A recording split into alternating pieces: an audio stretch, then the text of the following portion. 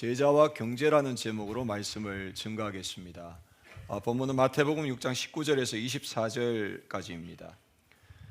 요즘 사람들 사이에 가장 화제가 되는 내용이 있다면 주식, 코인, 부동산 같은 경제 관련의 이야기입니다. 시어머니가 주신 3천만 원으로 삼성전자를 샀더니 매덕이 되었더라. 어떤 청년은 코인 투자를 위해서 회사를 그만두었다. 옆집은 영끌에서 집을 샀다. 이런 이야기들이 공공연하게 글에 들려옵니다. 한쪽에서는 큰 돈을 벌었다고 자랑하고 또 한쪽에서는 다 잃었다고 한탄하기도 합니다. 경제와 관계된 이런 문제들은 세상의 이야기나 남의 이야기로 그치지 않습니다. 불신자들과 동일하게 사회생활이나 직장생활을 하면서 경제를 움직여야 하는 우리 성도들과도 깊은 관련이 있습니다. 특별히 우리에게는 빛의 경제로 교회를 세우고 후대를 키우며 전도와 선교에 헌신해야 되는 사명까지 있습니다. 이런 응답을 받으려면은 세상 흐름에 휩쓸리지 않으면서도 성경적인 관점으로 세상 경제를 바르게 이해하고 복음적인 기준을 가지고 빛의 경제에 응답받을 수 있는 경제 활동을 해야 될 것입니다. 그래서 오늘은 제자를 세우는 교회 시리즈 중 제자가 응답받아야 할 경제에 대한 실질적인 내용을 함께 나누어 보고자 합니다. 오늘 말씀을 통해서 경제에 대한 답을 얻고 성경적인 기준을 바르게 하는 모든 성도님 되시기를 바랍니다. 오늘 본문 마태복음 6장 24절에 예수님은 한 사람이 두 주인을 섬기지 못할 것이니 너희가 하나님과 재물을 겸하여 섬기지 못하느니라 말씀하셨습니다. 여기서 재물의 히브리어 원어는 맘몬입니다. 맘몬은 단순히 돈이 아니라 돈을 신처럼 섬기는 영적 세력을 가리키는 것입니다. 무슨 말입니까?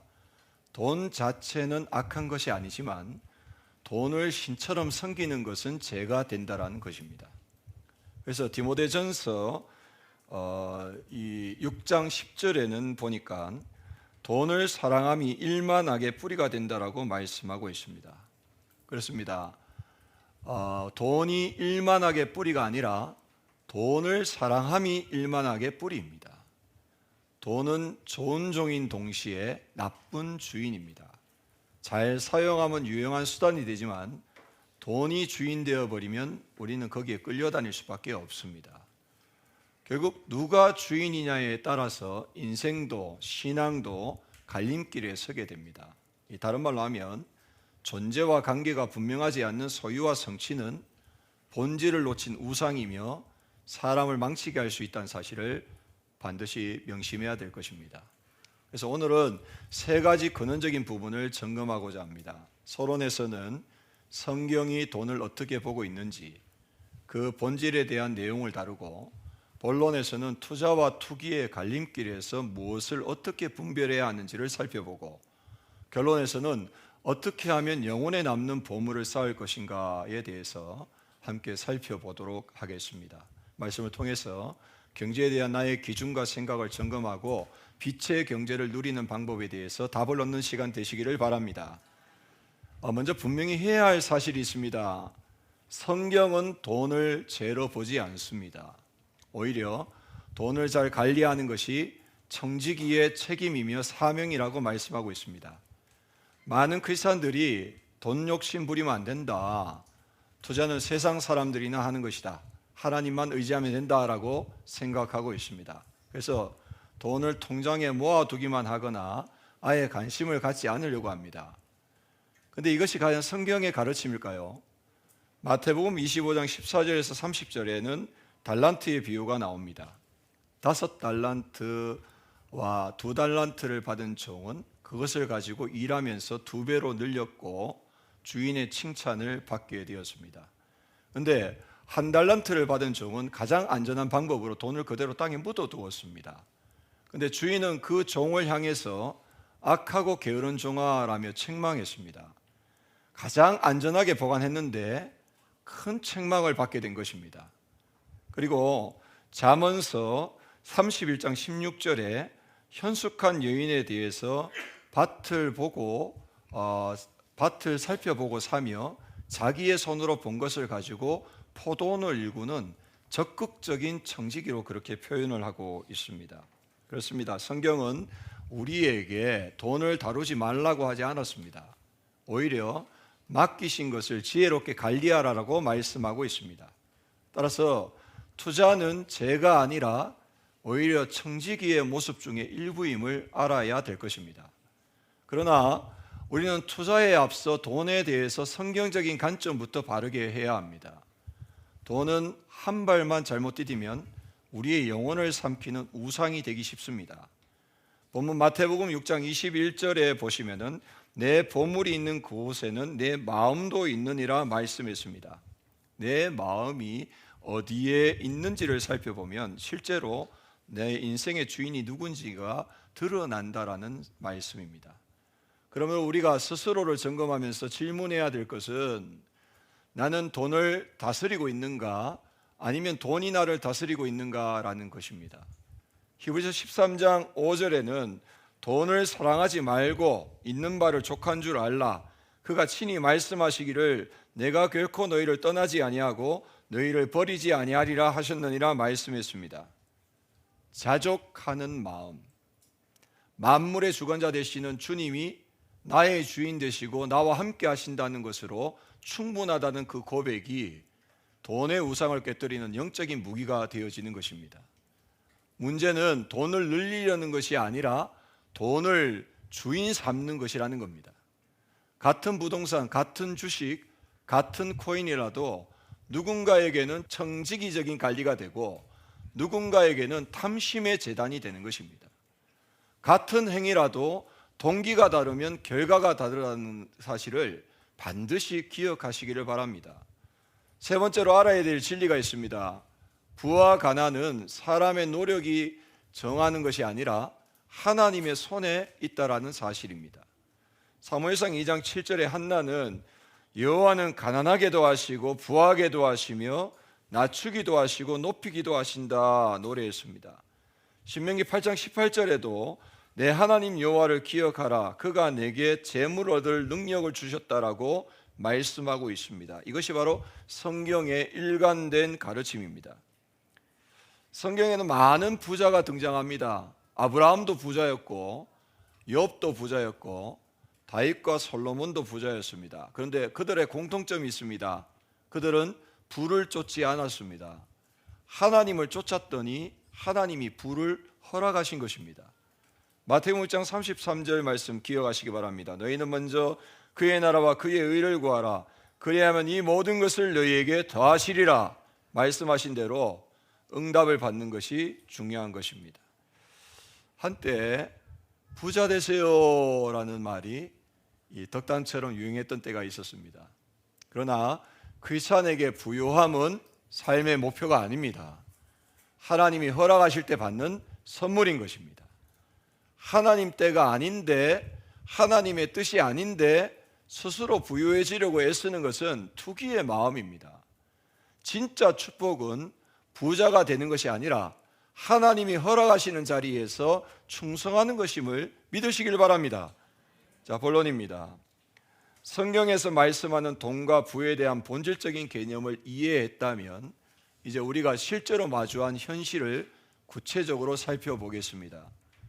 이 경제에 있어서 빼놓을 수가 없는 부동산이나 주식이나 코인 같은 것을 여러분 어떻게 생각하고 계십니까? 분명한 것은 그 자체를 선과 악으로 나눈다든지 해야 할 것과 하지 말아야 될 것을 나눌 수는 없습니다. 같은 행위라도 누군가에게는 청지기적 관리가 되고 누군가에게는 탐심의 재단이 됩니다. 그렇다면 그 분별의 기준은 무엇이겠습니까? 먼저 투자와 투기의 차이를 정확하게 분별하셔야 합니다. 많은 성도들이 이 둘을 구분하지 못하고 있는 것이 현실입니다. 투자는 하나님이 맡기신 것을 지혜롭게 관리하는 것입니다. 하지만 투기는 욕망으로 한꺼번에 불리려고 하는 것입니다. 투자는 공부하고 알아보며 기다리는 것입니다. 투기는 소문만 듣고 뛰어드는 것입니다. 투자는 이해한 것에 돈을 넣는 것이고 투기는 모르는 것에 뛰어드는 것입니다. 투자는 가치를 보고 시간을 들이는 것이고 투기는 가격을 보고 운에 베팅하는 것입니다. 투자는 손실 가능성을 미리 감안하는 것이고, 투기는 손실에 대한 준비를 전혀 하지 않는 것입니다. 투자는 먼저 하나님께 물어보는 것이고, 투기는 사람들에게 물어보는 것입니다. 자, 그렇다면 결정적인 차이가 무엇이겠습니까? 바로 우리 내면의 평안입니다. 투자한 사람은 수익이 나도 호들갑 떨지 않고 시세가 떨어져도 흔들리지 않습니다. 왜? 가치를 알고 들어갔기 때문입니다. 그러나 투기한 사람은 조금만 올라도 흥분해서 어쩔 줄 모르고 조금만 떨어져도 바로 무너져 버립니다. 평안이 없다면 그것은 이미 투자가 아니라 투기였다라는 증거입니다. 처음부터 하나님이 맡기신 돈이 아니라 내 욕심에 넣어둔 돈인 것입니다. 성경에는 이미 투자가 있었습니다. 농부는 수확을 기대하며 미리 씨를 뿌렸고, 목자는 장차를 위해 가축을 길렀으며, 상인은 좋은 위치의 밭을 미리 사들였습니다. 이 모든 투자에는 공통점이 있습니다. 바로 기다림입니다. 씨를 뿌린 농부는 하룻밤에 곡식을 거두지 못합니다. 무슨 말입니까? 진짜 투자에는 반드시 두 가지가 있어야 되는데, 심는 자의 충성과 기다리는 자의 믿음입니다. 이 두 가지가 없으면 같은 행위라도 그것은 투기, 곧 조급함일 가능성이 높습니다. 자, 그렇다면 우리가 실제로 마주하는 세 가지 영역을 점검해 보아야 되겠습니다. 먼저 부동산입니다. 성경에는 부동산을 구입한 인물들이 많습니다. 아브라함은 막벨라 굴을 사서 사라의 묘지로 삼았고, 야곱은 세겜의 땅을 사서 그곳에 제단을 쌓았습니다. 보아스도 룻기 4장의 토지를 매입했습니다. 가정을 보호하고 거주지를 마련하는 것은 청지기의 중요한 책임입니다. 부동산은 결코 나쁜 것이 아닙니다. 그러나 그것이 우상이 될 때 문제가 됩니다. 내 집만 있으면 안전하다. 저 동네에 살아야 인정받는다. 어느 순간 집이 사는 것이 아니라 자신의 신분이 되어버리는 것입니다. 마귀는 부동산을 통해서 우리에게 비교의 영을 심습니다. 누가 어디에 사는지, 몇 평인지, 전세인지, 자가인지, 얼마나 올랐는지가 부의 기준과 자존심의 상징이 됩니다. 더 위험한 것은 삶에서 영적 환경보다 집값이 우선이 되는 일입니다. 교회와 멀어져도, 자녀의 영적 환경이 좋지 않아도 그것이 핫플레이스고 부동산 가치가 있기에 주저하지 않고 간다면 이미 부동산이 우상이 되어 있다고 할 수 있는 것입니다. 창세기 13장 10절에서 11절에 롯이 삼촌 아브라함과 갈랐을 때 무엇을 보았습니까? 이에 롯이 눈을 들어 요단 지역을 바라본즉 소알까지 온 땅에 물이 넉넉하니 여호와께서 소돔과 고모라를 멸하시기 전이었으므로 여호와의 동산 같고 애굽 땅과 같았더라. 그러므로 롯이 요단 온 땅 온 지역을 택하고 이 동으로 옮겼다라고 말씀하고 있습니다. 롯은 영적인 환경을 보지 않았습니다. 오직 눈에 보이는 것만, 그 풍요만을 바라보았습니다.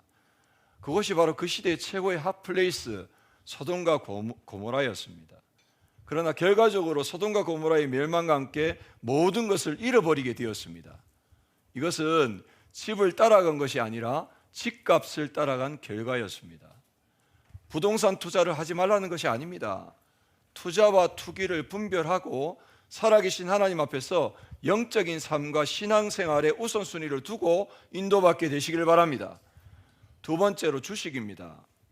이 주식의 본래 의미는 한 회사의 동업자, 곧 주인의 한 부분이 되는 것입니다. 그 회사의 성장에 함께 참여하고 배당이라는 형태로 열매를 나누는 것은 충분히 의미 있는 청지기적인 행위입니다. 그러나 오늘날 주식시장은 어떻습니까? 많은 사람들이 기업의 가치는 보지 않고 차트만 바라봅니다. 사업의 본질은 보지 않고 급등주만 찾습니다. 장기적 열매는 관심 없고 오늘 얼마 벌었는지만 봅니다. 일어나자마자 시세를 확인하고 일하면서도 이 잠들기 전까지도 가격만 바라보고 있습니다. 1%만 떨어져도 가슴이 철렁거리고 2%만 올라도 세상을 다 가진 것 같습니다. 그때부터 주식은 자산이 아니라 우리의 삶의 모든 관심을 사로잡는 우상이 되어져 버립니다. 주식이 오르면 좋은 하나님, 주식이 내리면 나를 버리신 하나님이 됩니다. 주식이 오르면 헌금을 많이 하고 주식이 내리면 헌금을 줄여버립니다. 모든 컨디션과 감정과 믿음이 차트에 따라 가지고 왔다 갔다 하고 차트 하나로 정해진다면 이것이 정말 청지기의 길이겠습니까? 주식을 하시는 분들은 반드시 기억하셔야 됩니다. 세상의 흐름이 기준이 되면 안 됩니다. 청지기의 정체성을 가지고 투기가 아닌 투자를 하시고 경제에 대한 기준과 중심을 하나님 앞에 바르게 세우시길 바랍니다. 이 세 번째로는 코인입니다. 저도 코인을 가지고 있습니다. 200원짜리 코인을 200개 가지고 있습니다. 그걸 누가 줬습니다. 우리 교회 어떤 중직자가 줬는데 지금 얼마나 떨어졌는지 모르겠습니다. 하여튼 그냥 휴대폰 하나를 줘가지고 저보고 가지고 있어라 하는데 제 서재 서랍에 휴대폰이 들어가 있습니다. 관심도 없습니다. 이게 얼마나 벌었는지 모르겠습니다. 오늘 그 집사님 한번 확인해 주시기 바랍니다. 이 코인은 가상화폐를 대표하는 가장 대중적인 암호화폐입니다. 그래서 코인 자체를 무조건 위험하다, 나쁘다 단정할 수는 없습니다. 새로운 기술이고 새로운 시장입니다. 그리고 갈수록 가상화폐 시장이 넓어져서 미래는 현재 우리가 사용하고 있는 원화나 달러 같은 법정 화폐와 함께 코인과 같은 가상화폐가 공존하는 형태로 발전한다라고 합니다. 그런데 문제는 이 코인이 특별히 인간의 탐심을 빠르게 드러낸다는 점입니다. 24시간 쉬지 않는 시장인데다가 하루 만에 몇 배가 오르거나 폭락하기도 하고 익명성과 유행과 이 강기가 사람의 마음을 극단적으로 흔들기 때문에 그렇습니다. 결국 마귀는 코인을 통해서 이 한 방의 신화를 심습니다. 한 번만 성공하면 인생 역전이다. 월급 모아서는 답이 없다. 노력해서 사는 사람은 바보다. 그러나 성경은 분명히 경고하고 있습니다. 잠언서 28장 20절에 보니까 속히 부하고자 하는 자는 형벌을 면치 못하리라. 잠언서 23장 4절에서 5절에는 재물은 스스로 날개를 내어 하늘을 나는 독수리처럼 날아가리라. 순식간에 부자가 되려고 쫓아간 그 재물은 순식간에 독수리처럼 날아가 버린다는 말씀입니다. 잠언서 1장 10절에서 19절에는 더 무서운 경고가 있습니다. 특히 10절에 내 아들아 악한 자가 너를 깰지라도 따르지 말라. 19절에는 이익을 탐하는 모든 자의 길은 다 이러하여 자기의 생명을 잃게 하느니라. 자기가 산 이 코인이 어떤 사업을 하는지, 어떤 나라 회사인지, 합법적인 회사인지조차도 모른 채 오른다더라는 한마디에 지갑을 여는 것은 청지기의 길이 아닐 것입니다. 실제로 이렇게 투자를 하다 보면 스캠 코인과 사기 범죄의 표적이 되는 경우가 많고 법적 보호를 받기도 어렵다라고 합니다. 그리고 가장 위험한 것이 이 빚을 내서 하는 투자, 곧 영끌, 비투입니다. 잠언서 22장 7절에 보니까 빚진 자는 채주, 돈을 빌려준 자의 종이 되느니라 라고 말씀하고 있습니다. 처음에는 자산을 가지려고 빚을 졌는데 어느새 그 빚이 나를 소유하게 된다는 것입니다. 매달 이자에 짓눌리고 만기에 쫓기고 가격이 떨어질까 두려워하고 금리가 오를까 불안해합니다. 그 시간 동안 헌금을 망설이게 되고 사역도 시작하지 못하고 하나님이 부르시는 곳으로 움직일 수 없게 묶어버리는 것입니다. 이 집을 산 게 아니라 집에 사로잡혀 버린 것입니다. 따라서 우리는 스스로를 점검하는 질문을 정직하게 던지시길 바랍니다. 첫 번째로 이것은 하나님이 맡기신 돈인가 아니면 내 욕심에 넣어둔 돈인가? 둘째로 배우자에게 정직하게 다 말할 수 있는가? 숨겨야 하는 돈은 이미 위험한 돈입니다. 그 신호입니다. 숨겨야 하는 돈은 하나님 앞에서도 정직하지 못한 돈이 되는 것입니다. 셋째로 이 돈을 잃어도 가정이 흔들리지 않는가? 가정을 위험에 빠뜨리는 투자는 지혜가 아니라 탐심입니다. 네 번째로 주님이 멈추라 하시면 언제든지 멈출 수 있는가? 멈출 수 없다면 이미 투자가 아니라 중독이 된 것입니다. 다섯 번째로 평안한가? 시세를 확인하지 않으면 불안한가? 기도할 때도 이 시세 생각이 떠오르고 오늘 예배 드리는데도 시세가 떠오르는가?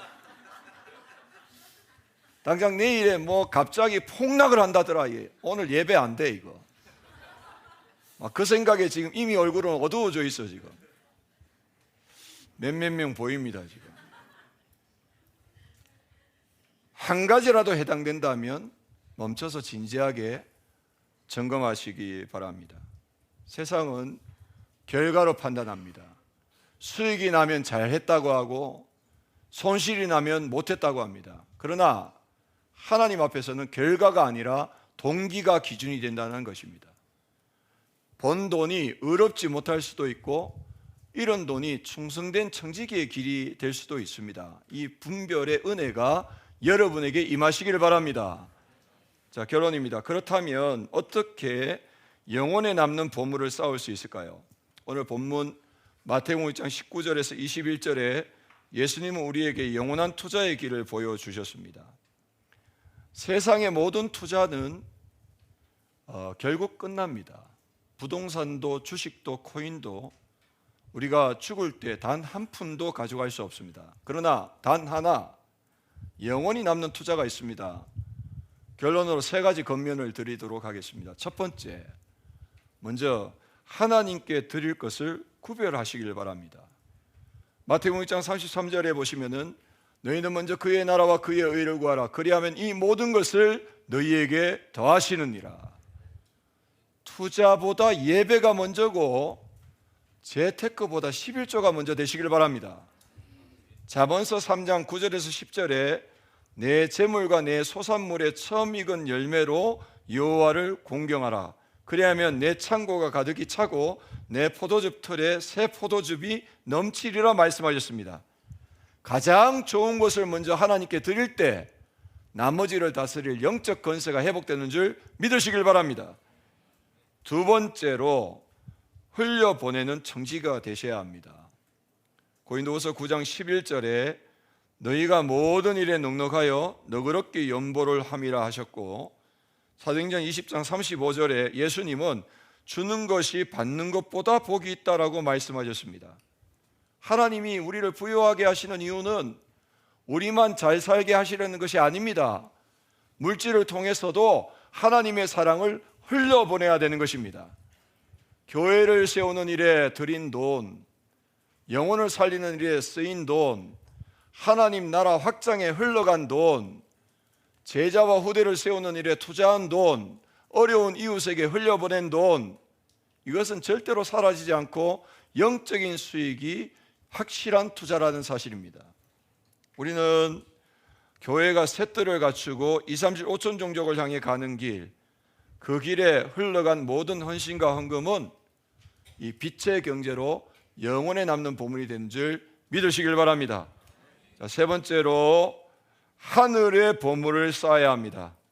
본문 마태복음 6장 19절에서 20절에 보시면은 보물을 땅에 쌓아두지 말라. 거기는 종과 동록이 해하며 도둑이 구멍을 뚫고 도둑질하느니라. 오직 너희를 위하여 보물을 하늘에 쌓아두라 분명하게 말씀하고 있습니다.